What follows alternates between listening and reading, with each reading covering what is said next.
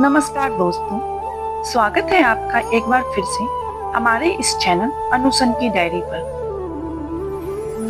यदि आप भी अपनी लाइफ में कुछ नया सीखने की चाह रखते हैं तो इस चैनल को अभी सब्सक्राइब कर लें। दोस्तों, आज के इस वीडियो में हम आपको श्रीमद् भागवत गीता के दूसरे अध्याय का लाभ और महत्व के बारे में बताएंगे। श्रीमद् भागवत गीता के जरिए व्यक्ति अपने जीवन की कई समस्याओं का हल खोज सकता है। दरअसल गीता में महाभारत युद्ध के दौरान कुरुक्षेत्र में भगवान श्री कृष्ण को जो उपदेश दिए गए थे वह सभी गीता में बताए गए। श्रीमद् भागवत गीता पवित्र ग्रंथों में से एक है। गीता में ज्ञान, भक्ति और कर्म को बहुत ही अच्छे ढंग से समझाया गया है। तो आइए जानते हैं गीता के दूसरे अध्याय का महत्व और लाभ। गीता के दूसरे अध्याय का महत्व। श्री नारायण जी बोले, हे लक्ष्मी, दक्षिण देश में एक पूर्ण नामक नगर था। वहाँ एक देव सुशर्मा बड़ा धनवान रहता था। वह साधु सेवा करता था। जब साधु सेवा करते हुए बहुत दिन बीते तब एक बाल नाम ब्रह्मचारी आया, जिसकी सुशर्मा ने बहुत सेवा की और विनय किया कि हे संत जी, कृपया मुझे श्री नारायण जी के पाने का ज्ञानोपदेश करो। तब ब्रह्मचारी बोले, मैं तुझे गीता के दूसरे अध्याय का पाठ सुनाता हूँ। देव सुशर्मा ने कहा कि गीता जी के दूसरे अध्याय को सुनने से कोई आगे भी मुक्त हुआ है? बाल ने कहा, मैं तुझे प्राचीन कथा सुनाता हूँ।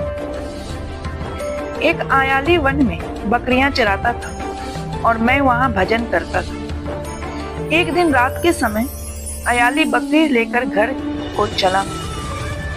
मार्ग में एक सिंह बैठा था।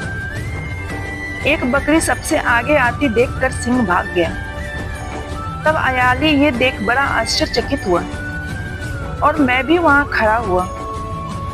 उस चरवाहे ने मुझे देखकर कहा, मैंने यह आश्चर्य देखा कि बकरी को देखकर शेर डरकर भाग गया, अतः तुम त्रिकाल यज्ञ हो, यह वृत्तांत मुझे सुनाओ। संत ने कहा, हे आयाली, मैं तुझे एक पिछली वार्ता सुनाता हूँ। यह बकरी पिछले जन्म में डायन थी। जब उसका पति मर गया तब यह बड़ी डायन हो गई।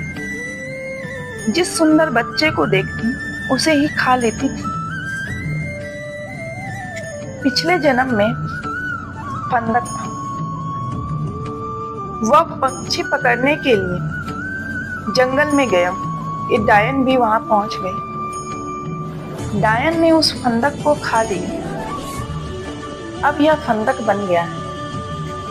इसलिए बकरी को देखकर उसे लगा ही वह अब भी मुझे खाने आ रही है। तब आयाली ने कहा कि मैं पिछले जन्म में क्या था? संत बोले, तू पिछले जन्म में चंडाल था।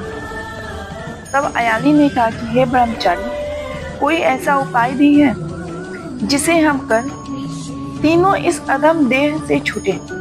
तब संत बोले, हम तुम तीनों का उद्धार करते हैं। एक बात सपनों भयानक पर्वत की कंदरा में एक शिला थी। उसमें श्री गीता जी का दूसरा अध्याय लिखा हुआ था। मैंने उन अक्षरों को उस शिला पर देखा था। अब मैं तुम्हें मन, वचन और कर्म एकाग्र करके सुनाता हूँ, तुम श्रवण करें। संत ने जब गीता जी के अक्षर सुनाए तो उनको सुनते ही तुरंत आकाश से विमान आए और उन तीनों को विमानों पर बैठा बैकुंठ लोक ले गए। तो प्रिय दोस्त, आज के वीडियो में बस इतना ही।